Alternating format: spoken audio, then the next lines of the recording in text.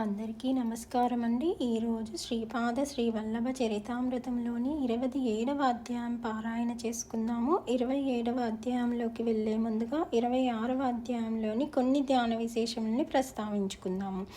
అయితే 26వ అధ్యాయంలో మనకి ధ్యానం గురించి ఏమీ వివరించలేదు మాస్టర్స్ ఎవరు, కానీ ఇందులో కొంత జ్ఞానము వివరించారు మాస్టర్స్. అంటే శరీరముని బ్రహ్మాండముగా భావించడం ఏ విధంగా భావించగలము, ఆ యొక్క జ్ఞానాన్ని తారక రాజయోగం ద్వారా మనం తెలుసుకోగలమని చెప్పారు మాస్టర్స్. ఇంకా కలియుగాంత లక్షణములు ఇవన్నీ కూడా అద్భుతంగా వివరించారు. అందరూ కూడా ప్రతినిత్యము ధ్యానం చేయండి మాస్టర్స్. ఈరోజు ఇంకా 27వ అధ్యాయం పారాయణ చేసుకుందాము. శ్రీపాదరాజం శరణం ప్రపత్యే. అధ్యాయము 27. పంచదేవ పహాడ్ ప్రాంతమున విరూపాక్ష సందర్శనము. శ్రీ ధర్మగుప్తుల వారును నేనును కృష్ణకు ఈవలి వడ్డునకు చేరితిమి. మధ్యాహ్న సమయమాయెను. ఈరోజు గురు సార్వభౌములు వివిధ ప్రాంతములందు ఏకకాలమున భిక్ష స్వీకరించడి పరమ పవిత్రమైన గురువారము. శ్రీపాదుల వారు మమ్ములను పంచదేవ్ పహాడ్ ప్రాంతమున రెల్లిగడ్డితో గృహ నిర్మాణము చేయుమనిరి. అదియును ఒక్క రోజులోనే. ఈ ప్రాంతము మాకు పరిచితమైనది కాదు. గృహమును నిర్మించుటకు స్థలము కావలెను. ఆ స్థలమునందు గృహ నిర్మాణము చేయుటకు పరికరములు కావలేను. పైన వేయుటకు రెల్లిగడ్డి కావలేను. ఇవి అన్నీను చేయుటకు తగిన పనివాండ్రు కావలేను. పంచదేవ్ పహాడ్ స్థాన విశేషము. దిశా నిర్దేశము లేని పాఠశారుల వలె మేము ఆ ప్రాంతమున అటు ఇటు తిరుగుచుంటిమి. మేము ఒక పొలములోనికి ప్రవేశించితిమి. పంట కాపు తన పశువుల నిమిత్తము గోశాల నిర్మించుచుండెను. యజమాని కూర్చుని ఉండుటకు తగిన స్థలమునందు ఎత్తైన ప్రదేశమున ఒక గద్దె ఏర్పాటు చేయబడుచుండెను. ఆ స్థల యజమాని మమ్ములను సాదరముగా ఆహ్వానించి భోజనమిడిను. మేము ఆకలికొని ఉన్నాము. శూద్ర భోజనము చేయవచ్చునా లేదా అను సందేహములో ఉన్నాము. ఆ యజమాని, ఓహో, మా పశువులను దొంగిలించి వేరు ప్రాంతములందు అమ్ముకొని తిరిగి ఇచ్చట పశువులు ఏమైనా ఉన్నవేమో పోవుదమనడి దుర్బుద్ధితో వచ్చిన మీకు శూద్రభోజనము చేయవచ్చునా అని విచిత్రమైన సందేహము కలిగినదే అని మాతో కరుకుగా పలికెను. మాకు విషయము అర్థమైనది. ఆ యజమాని మమ్మల్ని దొంగలుగా భావించుచుండెను. మేము బలవంతముగా భోజనము చేసితిమి. ప్రసంగవశమున అతని పేరు విరూపాక్షుడని తెలిసినది. భోజనానంతరము మమ్మల్నిద్దరును చెరియొక చెట్టునకు కట్టివేసిరి. నేను బీద బ్రాహ్మణుడను, యాచనచే జీవించువాడనను.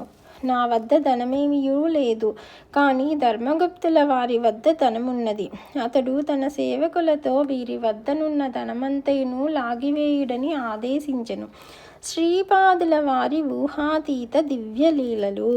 మా యథార్థములను వారికి చెప్పినను ఫలితము లేదని తోచినది. ఆ స్థల యజమాని ఆజ్ఞల మేరకు మేము బందీలమై దిక్కుతోచని పరిస్థితుల్లో నుంటిమి. ఇంతలో అచ్చటికి కొంతమంది మైలారులు వచ్చిరి. ఈ మైలారులలోనే గంగ కావిల్లు వారని ఒక తెగ కలదు. వీరు శ్రీ వాసవి కన్యకా పరమేశ్వరి పీఠములను తెచ్చుచుందురు. వీరు త్రిపుండ్రములను ధరింతురు. జేగంటలను చేతపుచ్చుకొని శ్రీ కన్యకా పరమేశ్వరీ దేవిని స్తుతించు పాటలను పద్యములను పాడుచుందురు. ఈ గంగ కావిళ్ళవారు బిందెలను కావిళ్ళయందు ఉంచుకొని వివాహాది శుభకార్యములప్పుడు శ్రీ వాసవీమాత జయంతి సందర్భములప్పుడును వచ్చుచుందురు. వీరు వీరు కాక వీరముష్టులు అనువారు ప్రభలను కటిభాగములందు కట్టుకొని జయజయ ధ్వానములతో జయగంటలను చేతులందు ధరించి వచ్చుచుందురు. ఆ ప్రభలయందు ఖడ్గములు కవచములు ఇంకనూ ఎన్నో విధములైన రణరంగ చిహ్నములు కనిపించుచుండును. ఆ ప్రదేశమునకు మైలారులతో పాటు వీరముష్టులు కూడా వచ్చిరి. విష్ణువర్ధన మహారాజు సైనికులు శ్రీ వాసవీమాతకు భక్తులై బాలానగరుతో కలిసి విష్ణువర్ధనుని విధేయ సైనికులతో యుద్ధము చేసిరి. శ్రీ వాసవీమాత భక్తులైన ఆ సైనికుల కుటుంబములలోని వారిని వీరముష్టులందురు.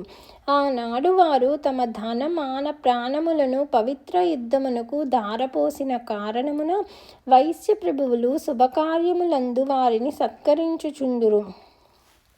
ఆ పంటకాపు మైలారులకును వీరముష్టులకును భోజనము పెట్టించి సత్కరించెను. ఆ తదుపరి మమ్మల్ని విడిపించి గోశాల నిర్మాణములో పాలు పంచుకోవలసినదని కోరెను.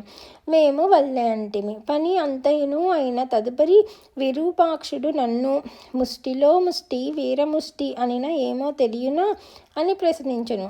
నాకు తెలియదంటిని. మాకు సాయంత్రము కూడా భోజనము పెట్టబడెను. ఆ రాత్రికి మేము అక్కడున్న గోసంపదను కాపలా కాయుచు అచట్ని పండుకొనవలెనని శాసించెను.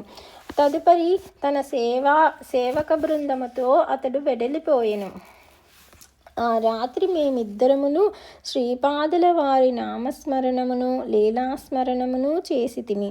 ఉదయము లేచిన తదుపరి గోశాలలోని గోవులు కానీ ఎడ్లు కానీ లేకుండుటను గమనించితిమి. ఆ చుట్టుప్రక్కల నుండి పంట కాపులు ఈ భూమిని ఎంత ధరకు కొనియుంటిరని అడిగిరి. మేము నిన్న సాయంత్రము జరిగిన విషయములను చెప్పితిమి. వారు మేము చెప్పు విషయములను నమ్మక మమ్ములను పిచ్చివాళ్ళుగా లెక్క వేసిరి. ఏది సత్యము ఏది అసత్యము అనేది తేల్చలేని విషయమై ఉండెను. ఇంతలో ఒక ఆగంతకుడు వచ్చెను. అతడు శ్రీ వాసవీ కన్యక వైశాఖ శుద్ధ దశమి నాడు జన్మించినదా సప్తమి నాడు జన్మించినదా అని ప్రశ్నించెను. శ్రీ ధర్మగుప్తుల వారు శ్రీ వాసవీమాత దశమి నాడే జన్మించినదనియు దశమి నిండుతుది అనియు ఆనాడు శుక్రవారమనియు సెలవిచ్చిరి.